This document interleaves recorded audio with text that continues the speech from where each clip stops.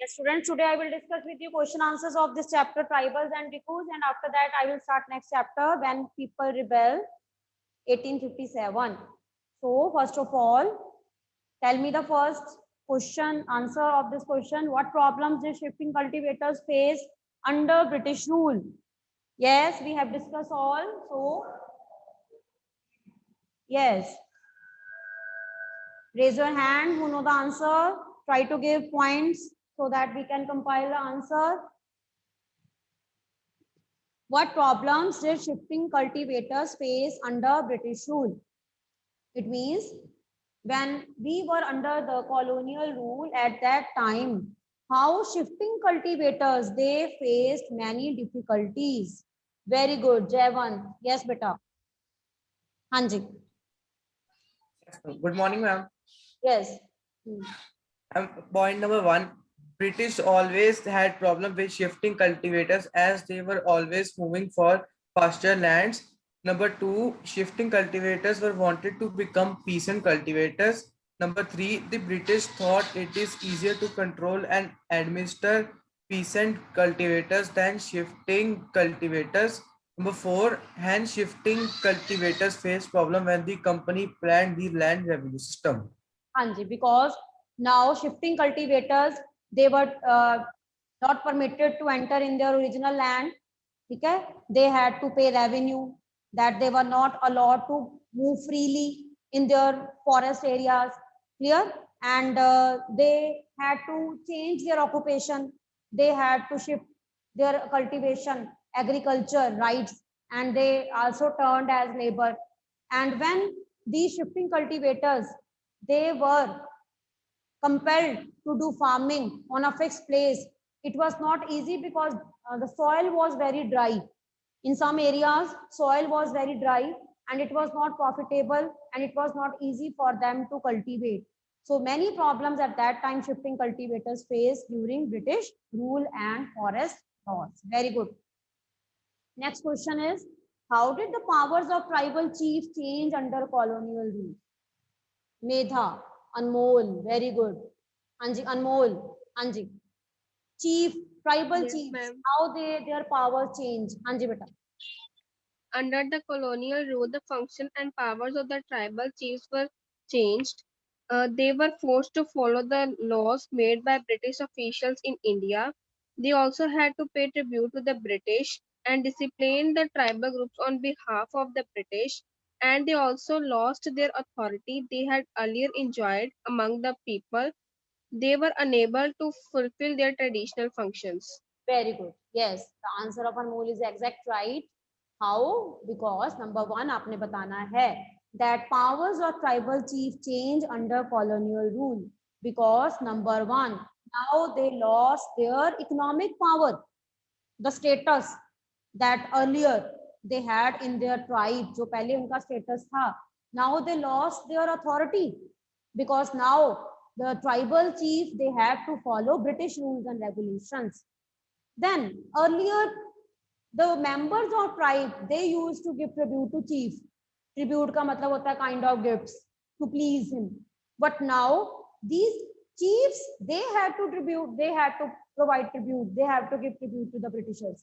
अब इन chief को Britishers को tribute देना पड़ेगा उनको please करने के लिए, ठीक है? Then third, they were forced to follow British forest laws. यानी कि इन ट्राइबल चीफ्स को फोर्स किया गया कि वो ब्रिटिश जो फॉरेस्ट एक्ट्स हैं उनको फॉलो करें. देन उनको ड्यूटी क्या दी गई कि अपने अपने ट्राइबल एरियाज में जो भी लोग हैं उनको प्रॉपर डिसिप्लिन रखा जाए ताकि वो कोई भी ऐसी एक्टिविटीज ना करें जो एक्टिविटीज जो हैं वो ब्रिटिशर्स के लिए non profitable. So with this, we can say that with the coming of Britishers in our country, the position, authority, power of these tribal chiefs changed a lot. Okay, very good. Next is what account for the anger of tribals against the Dikus. तो डिकू word यहाँ पे हमने बहुत time use किया है. सबसे पहले आपने बताना है who were Dikus and why these tribals they hated Dikus. वो इन डिकूज को, डिकूज के अलग अलग हमने जो है वो डिस्कस किया है, उनके अलग अलग जिसे हम कहते हैं कि क्लासिफिकेशन डिस्कस की है. तो हमने बताना है कि ट्राइबल्स इन डिकूज से क्यों हेट करते थे. What was the reason why they hated dikus? हाँ जी प्रबल. यस, सबसे पहले बताना है हु वर डिकूज. हाँ जी Ma'am, yes. Ma'am, Dikkus were the people who gave loan to the tribals, and they gave loan at very high rate of interest, like moneylenders, traders, okay. Yes, British government, etc. They hated tribal people hated Dikkus number one, because they thought that if they will be free from Dikkus, then they will be free from their loans, and they do not have any interest on their heads. Second point, he asked to his society to not. Second point, Dikkus were very bad people. हाँ, इसके अलावा और भी classification मैंने करवाई है. Hindu landlords, उनको भी वो डिकूज कहते थे. हिंदू लैंडलॉर्ड्स को डिकूज कहते थे क्योंकि इनको लगता था कि हिंदू लैंडलॉर्ड जो हैं वो इनकी लैंड इनसे ले रहे हैं. इसके अलावा मिशनरीज, क्रिश्चियन मिशनरी जो हमारे इंडिया में आए थे, वो ट्राइबल्स को फोर्स कर रहे थे, कंपेल कर रहे थे to change their, to convert their religion. तो उनके लिए ये भी डिकूज थे. इनको ये लगता था कि वो इनके ट्राइबल कल्चर को अपोज कर रहे हैं और वो इनको कंपेल कर रहे हैं कि वो क्रिश्चियन जो है वो रिलीजन कन्वर्ट करें. So that's why many missionaries, Christian missionaries were also considered as dikus for them. ठीक है, और इसलिए जो है वो ट्राइबल्स, उनके मन में इन डिकूज के लिए हेट था. हर क्लासिफिकेशन को आपने अलग अलग बताना है. They hated money landers because they charge high rate of interest. They hated traders because traders जो थे they gave them very less price for their forest products. और उसके बाद the profit was earned by these traders. ठीक है, mainly profit जो था वो ये traders earn करते थे. Then third, British government, they hated British government because British government they passed many acts to curb the activities of these tribal peoples. They were forced to leave their areas. ठीक है, and they were forced to leave their original जो उनके customary rights थे. Then they hated Hindu landlords because these Hindu landlords were taken their land from them. Then they hated missionaries, Christian missionaries, because these missionaries they were compelling them to convert their religion. So this account for the anger of the tribal against the Dikkus. तो डिकूज कोई एक person नहीं है, डिकू कोई एक group नहीं था. डिकूज contain of different groups. With this the tribal people, they were with by whom these tribals were exploited. Clear बच्चे? It is clear? Prabal, it is clear to you? हाँ जी बच्चे, now it is clear? Yes, ma'am. Okay. Next is, what was Birsa Munda vision of golden age? पहले आपने बताना है कि वो golden age के बारे में क्या उसकी थिंकिंग थी. Then why do you think such a vision appeal to the people of the region? और लोग जो थे वो इसके गोल्डन विजन या जो गोल्डन एज का विजन जो था उससे इंप्रेस कैसे हुए, क्यों हुए? सबसे पहले आपने बताना है Birsa's vision of golden age, कि वो गोल्डन एज के बारे में उसका क्या व्यू पॉइंट था. हाँ जी स्वरित. हाँ जी बेटा.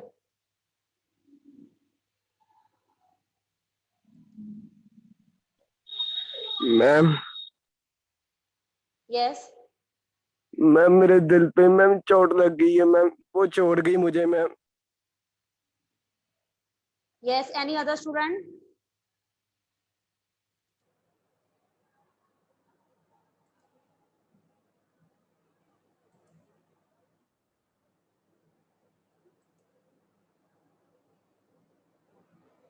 Any other student?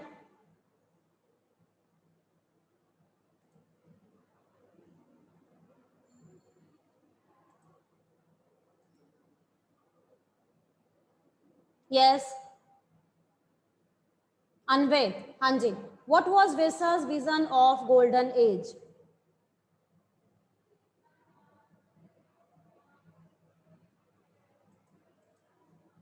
Anvay, keep your mic on. Yes, very good. Anji, it is clear to you? Birsa Mundas had, yes, ma'am. Birsa Mundas vision of golden age was that at one time they would be able to live free and be able to practice their own religion, culture.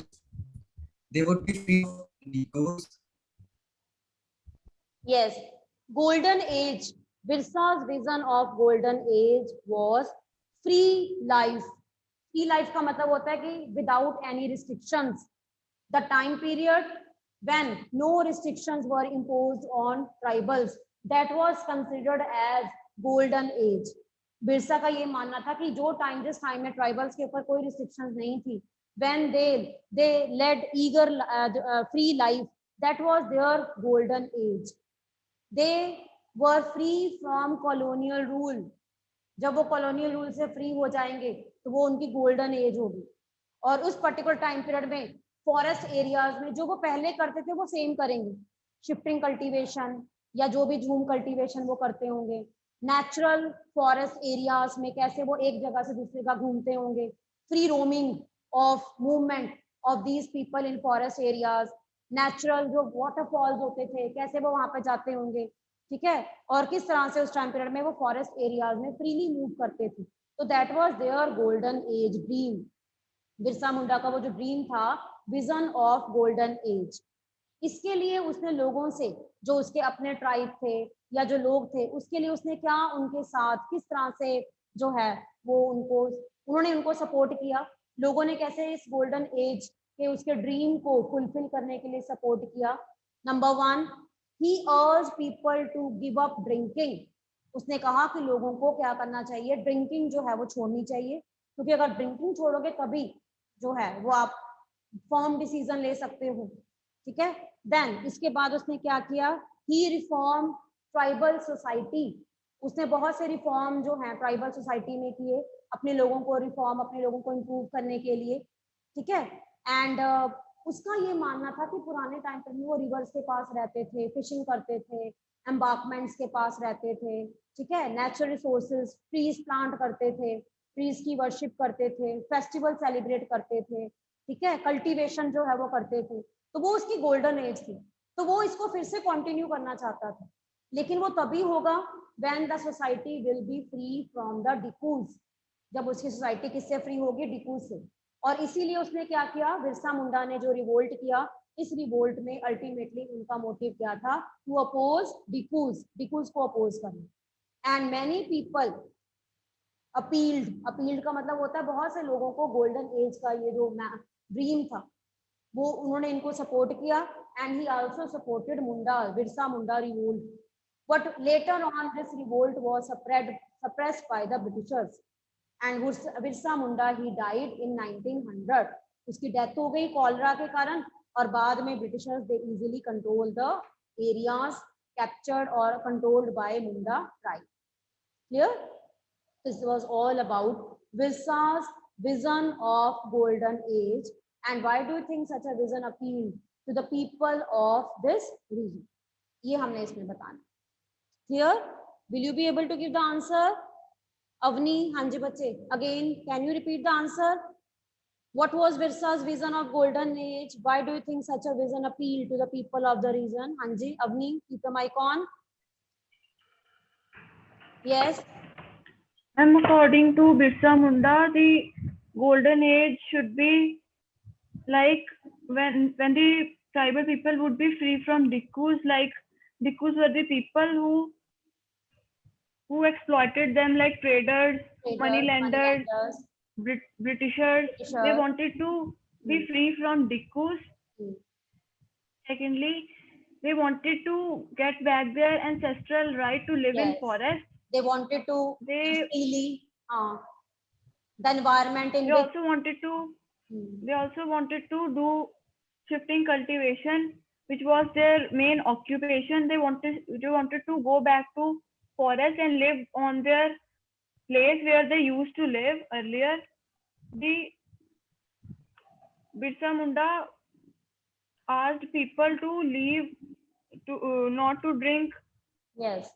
alcohol, and they wanted to clean their village and stop believing in witchcraft and sorcery. They, Very good. Birsa Munda Yes. also, It means the vision of golden age of Birsa Munda is clear to you, and that's why many people they supported because they were influenced, they were affected. उनको अच्छा लगा कि golden age अगर वापस आएगी तो उनका जो है उनकी condition भी improve होगी. That's why they also supported Birsa Munda in the revolt. Clear?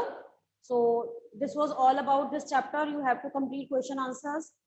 Clear? So now I will discuss with you next chapter. We will start next chapter, that is when people rebel. लोग revolt क्यों करते हैं और India के revolt के बारे में basically हमने इसमें बताया. ठीक है. When chapter is chapter 5th, when people rebel.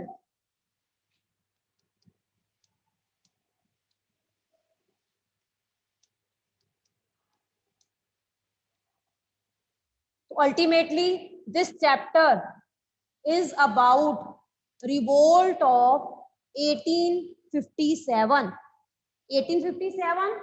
and after. यानी कि 1857 में क्या हुआ और उसके बाद क्या हुआ. ठीक है. When people rebel, rebel means revolt. जैसे आपने अभी पढ़ा ट्राइबल रिवोल्ट, ऐसे ही अब हम आगे पढ़ेंगे revolt of different communities and Kings. ठीक है. तो अब हमारा जो चैप्टर है, जैसे फोर्थ चैप्टर जो था वो बेसिकली हमारा ट्राइबल्स के बारे में था. ठीक है. फर्स्ट चैप्टर और सेकंड चैप्टर में हमने ईस्ट इंडिया कंपनी की पॉलिसीज पढ़ी, रूलिंग कंट्री साइड हमने सारा पढ़ा कि कैसे उन्होंने रूल किया था. मींस चैप्टर थर्ड जो है वो फॉरेस्ट एरियाज और एग्रीकल्चर सेक्टर को मेन हाईलाइट किया. This chapter is about ruling authorities. ठीक है. अब ये जो चैप्टर है, इस चैप्टर में हमने पढ़ना है ईस्ट इंडिया कंपनी की जो पॉलिसीज थी, उन पॉलिसीज का इम्पैक्ट जो है वो नवाब और जो उस टाइम पीरियड में इंडियन किंग्स थे उनके ऊपर क्या पड़ा. It means east India companies policies and effect on Nawab and Indian Kings. ठीक है. अब हमारा चैप्टर जो है सबसे पहले यहाँ से हमारा टॉपिक स्टार्ट होता है कि ईस्ट इंडिया कंपनी, जब हमारी कंट्री में ईस्ट इंडिया कंपनी ने बहुत सी पॉलिसीज बनाई, तो इससे पहले हमने पढ़ा कि इन पॉलिसीज का ट्राइबल्स के ऊपर क्या इम्पैक्ट पड़ा, पीजेंट्स के ऊपर क्या इम्पैक्ट पड़ा. अब हमने पढ़ना है नवाब और जो इंडियन किंग्स थे उनके ऊपर ईस्ट इंडिया कंपनी की पॉलिसीज का क्या इम्पैक्ट पड़ा. ठीक है. तो सबसे पहले अगर आप हिस्ट्री में बहुत सी स्टोरीज पढ़ते हो, हिस्टोरिकल स्टोरीज पढ़ते हो, तो उसमें सबसे इम्पोर्टेंट नाम जो है वो रानी लक्ष्मीबाई का नाम आप कभी नहीं भूल सकते. Rani Lakshmibai Jhansi, queen of Jhansi, Rani Lakshmibai. East India Company ने रानी लक्ष्मीबाई के ऊपर क्या रिस्ट्रिक्शंस लगाई, that she wanted to adopt son. ठीक है. ये जो थी, ठीक है, ये इन्होंने जो अडॉप्टेड इनके जो सन थे वो उनको किंग बनाना चाहती थी. But East India company refused. East India Company ने रिफ्यूज कर दिया कि वो अडॉप्टेड जो उनके सन हैं, ठीक है, refuse to give status to adopted son. कौन सा स्टेटस? किंग का स्टेटस. यानी कि ईस्ट इंडिया कंपनी ने कहा कि रानी लक्ष्मीबाई के बाद झांसी जो है that will be included in the company. लेकिन रानी लक्ष्मीबाई की डिमांड क्या थी कि वो अपने अडॉप्टेड सन को आगे जो है वो किंग बनाना चाहती थी झांसी का. But East India Company refuse to give status to adopted son. So that was the kind of, you can say, dispute, and that's why war between East India Company and Rani Lakshmibai Jhansi that was fought. But in this battle, she fought bravely and died. ठीक है, तो ultimately हम ये कह सकते हैं कि east India company की पॉलिसीज का हमारे इंडिया के किंग्स और जो नवाब थे उनके ऊपर भी इसका बहुत नेगेटिव इम्पैक्ट पड़ा, जिसके कारण हमारे इंडिया में बहुत से किंग्स और जो क्वीन थी उनको अपनी अथॉरिटी और अपनी टेरिटरी जो है वो उनसे ले ली गई, उनसे वापस ले ली गई। ठीक है, देन सेकंड इज नाना साहब।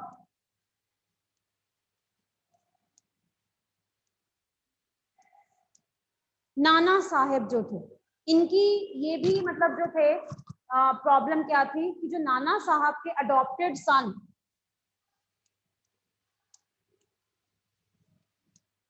उनका नाम क्या था, पेशवा बाजीराव सेकंड। पेशवा बाजीराव सेकंड वो चाहते थे कि इनके फादर की पेंशन इनको मिले। नाना साहब के जो अडॉप्टेड सन थे पेशवा बाजीराव सेकंड, नाना साहब की डेथ के बाद इनके जो अडॉप्टेड सन थे पेशवा बाजीराव सेकंड, वो चाहते थे कि उनके फादर की पेंशन उनको मिले, पर ईस्ट इंडिया कंपनी ने इनको पेंशन देने से मना कर दी। तो ये भी एक फाइनेंशियल लॉस था, इकोनॉमिक लॉस था, और इनकी जो प्रॉपर्टी थी ईस्ट इंडिया कंपनी ने इनकी प्रॉपर्टी जो है वो ले ली। अडॉप्टेड सन को ना इनकी पेंशन मिली और ना ही उनकी प्रॉपर्टी मिली। So that was also a big loss to these Indian kings. ठीक है, थर्ड, फर्स्ट मैंने बताया झांसी, सेकंड इज अबाउट नाना साहब and third is about Awadh. Awadh, Awadh की प्रॉब्लम क्या थी, 1801 में अवध के नवाब जो थे इन्होंने सब्सिडरी अलायंस साइन की। सब्सिडरी अलायंस, आपको पता होगा कि सब्सिडरी अलायंस का मतलब क्या था, that Indian east India company they took control of the things and army या उसकी सेफ्टी और सिक्योरिटी की जो रिस्पॉन्सिबिलिटी है that will be taken, that was taken by East India company. और बदले में इनको क्या पे करना पड़ता था, मनी पे करना पड़ता था, और अगर ये मनी पे नहीं करते थे तो ईस्ट इंडिया कंपनी इनकी टेरिटरी को एक्वायर कर लेती। ठीक है, एंड 1856 में अवध के नवाब जब ईस्ट इंडिया कंपनी को पेमेंट नहीं कर पाए तो उस टाइम पीरियड में Lord Dalhousie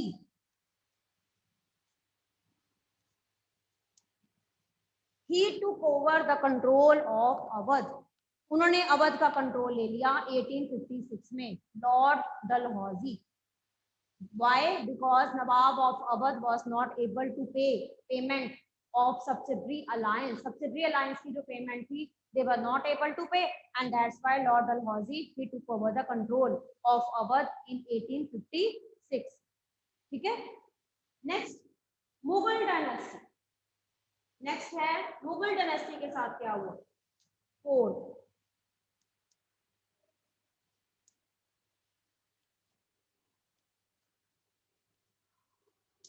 last Mughal emperor Bahadur Shah Zafar. Bahadur Shah Zafar जो थे वो लास्ट मुगल एम्परर थे। ठीक है, एंड धीरे धीरे ईस्ट इंडिया कंपनी जो थी वो बहादुर शाह जफर या लोगों के मन से बहादुर शाह जफर का इम्पैक्ट जो है वो खत्म करना चाहती थी। तो सबसे पहले उन्होंने क्या किया, कॉइन्स जो थे उनसे उनका नेम रिमूव कर दिया। Name was remove. East India company को राइट्स दिए गए थे कॉइन मिंटिंग। मिंटिंग का मतलब होता है कॉइन्स को बनाना, minting coins. East India Company ने क्या किया, कॉइन्स के ऊपर से मुगल नवाब जो थे बहादुर शाह जफर, उनका जो है वो नेम धीरे धीरे रिमूव कर दिया, ताकि उनकी अथॉरिटी जो है या लोगों के बीच में जो एक पावर है उसको खत्म किया जाए। ठीक है, देन 1849, क्योंकि हम ये इवेंट डिस्कस कर रहे हैं जो बाद में 1857 का बेस बना।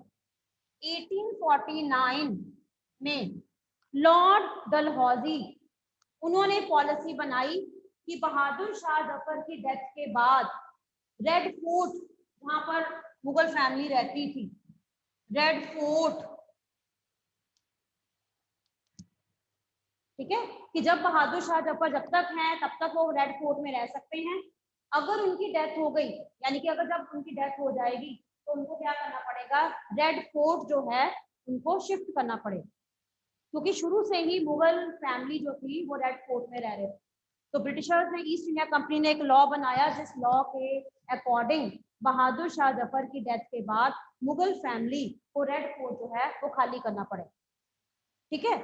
और इवन 1856 में लॉर्ड कैनिंग ने डिक्लेयर कर दिया that Bahadur Shah Zafar will be the last Mughal emperor, और उसके बाद मुगल एम्परर की पोस्ट जो है वो खत्म कर दी जाएगी। 1856 में लॉर्ड कैनिंग जो थे उस टाइम में, उन्होंने कहा that post of Nawab would be remove and Bahadur Shah Zafar will be considered last Mughal king, और उनके बाद कोई भी जो उनका जो सन है उसको किंग नहीं कंसिडर किया जाएगा बाय ईस्ट इंडिया कंपनी। और इस तरह से हम ये कह सकते हैं कि ईस्ट इंडिया कंपनी की पॉलिसीज का, ठीक है, किंग्स और नवाब के ऊपर इसका बहुत बैड इम्पैक्ट पड़ा, and many nawabs and Kings and queen's they lost their areas and power. Clear? तो ये सारा इम्पैक्ट था ईस्ट इंडिया कंपनी का नवाब्स के ऊपर और किंग्स के ऊपर। ये हमने एक जो है वो अलग से डिस्कस किया है क्लासिफिकेशन। सेकेंड क्लासिफिकेशन जो है दैट वी विल डिस्कस, ये सारा हम करते हैं बेस कि 1857 का रिवोल्ट का बेस, क्योंकि उस टाइम पीरियड में हर पर्सन फेड अप था ईस्ट इंडिया कंपनी, हर पर्सन अपनी अपनी तरह से फेड अप था because they were not satisfied with the British और कॉलोनियल रूल। अब हम सेकेंड जो क्लासिफिकेशन करेंगे, सेकेंड क्लासिफिकेशन है east India company and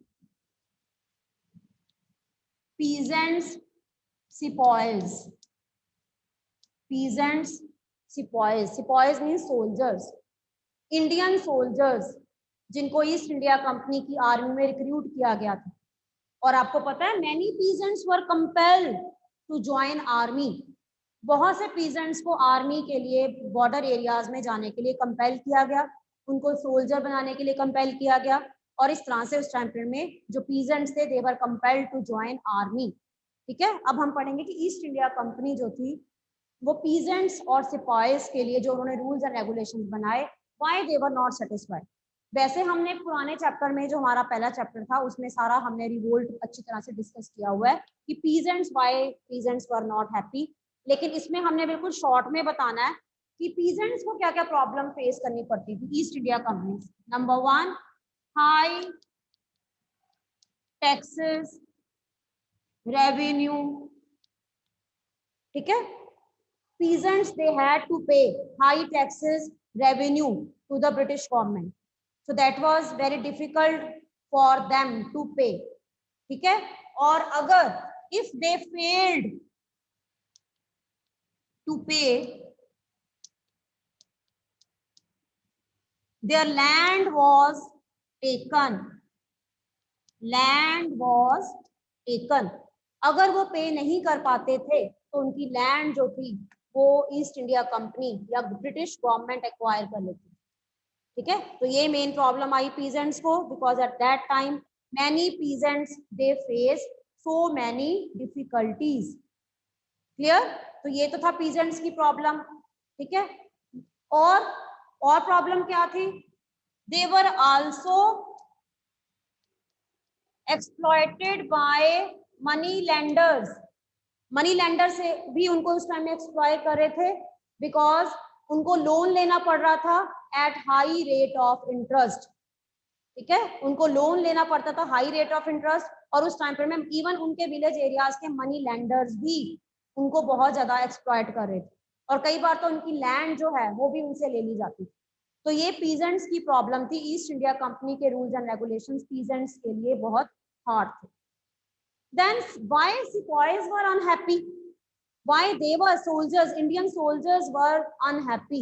Sepoy term हम यहाँ पे यूज करते हैं Indian soldiers, जिनको जो पहले peasants या farmers होते होंगे उनको फोर्स रिक्रूट किया गया into British army, Clear? Why they were unhappy? Because they were paid less wages and salary. उनको सैलरी बहुत कम मिलती थी. आपको पता है ये भी डिस्क्रिमिनेशन था.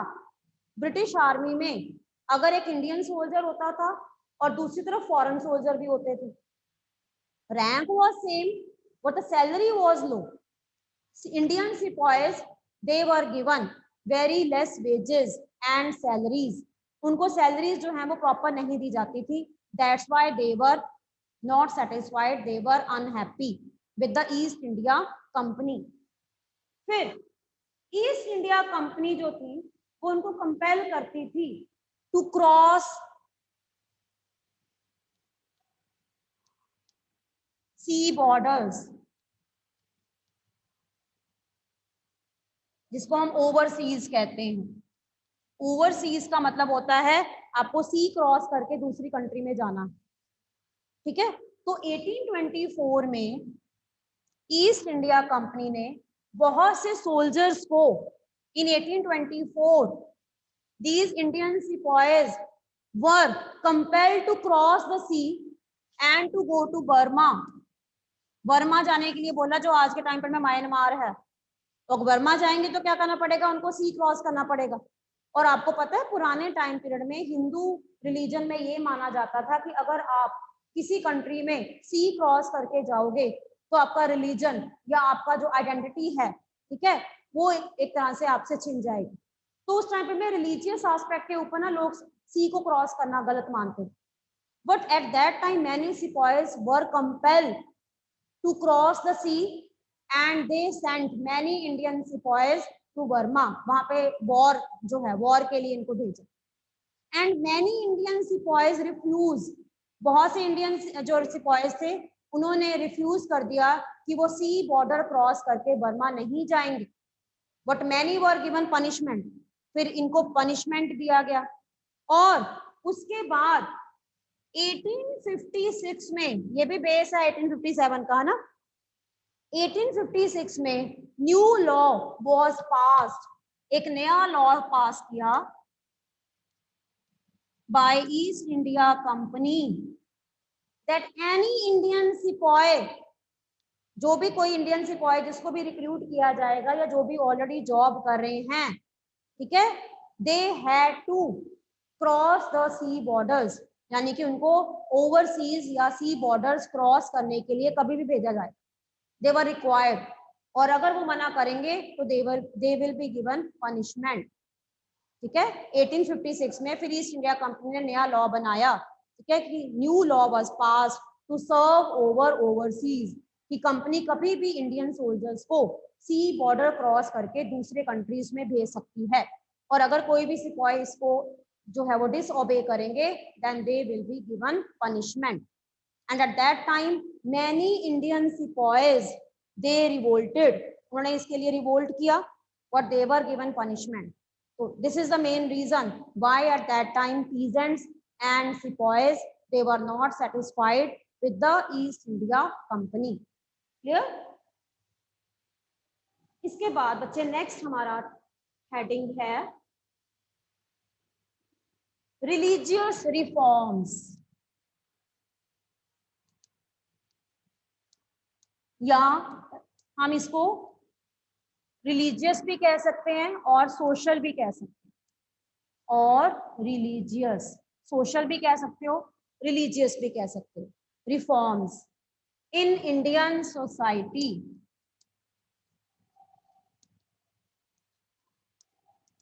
इट मीन्स हमारी कंट्री में कुछ रिफॉर्म्स किए गए, ठीक है, और ऐसे रिफॉर्म्स को लाने के लिए हमारे इंडिया में कुछ सोशल रिफॉर्मर्स का भी कंट्रीब्यूशन माना जाता है, जो इंडियंस थे और वो चाहते थे कि इंडिया में कुछ बैड इविल्स जो हैं वो दूर होनी चाहिए. बैड इविल्स कौन सी थी? सती सिस्टम, चाइल्ड मैरिज. सती सिस्टम क्या था? इसमें हस्बैंड की डेथ के बाद जो उनकी वाइफ होती थी उनको उनकी फायर के साथ ही जला दिया जाता था। चाइल्ड मैरिज, इसमें क्या था, बाल विवाह, इसमें क्या था दैट जो गर्ल्स हैं उनकी मैरिज जो है वो बचपन में ही कर दी जाती थी, और उसके बाद हम ये कह सकते हैं कि उनकी जो एज रिक्वायरमेंट या एक मिनिमम जो लिमिट होती है वो नहीं थी, तो जिससे काफी हद तक बाद में प्रॉब्लम्स आती थी। Then widow remarriage was not granted. Widow यानी कि अगर कोई जो है वुमेन विडो है तो वो सेकंड मैरिज नहीं कर सकती। These kind of bad evils were prevalent at that time in Indian society, and many people, many social reformers, they came forward and they urged East India Company or Britishers to stop these bad evils, and for that many new laws were passed.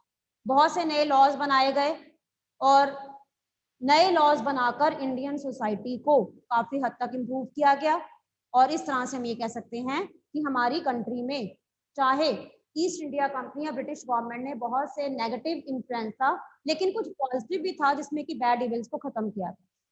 Clear? Time is over now, that I will discuss tomorrow.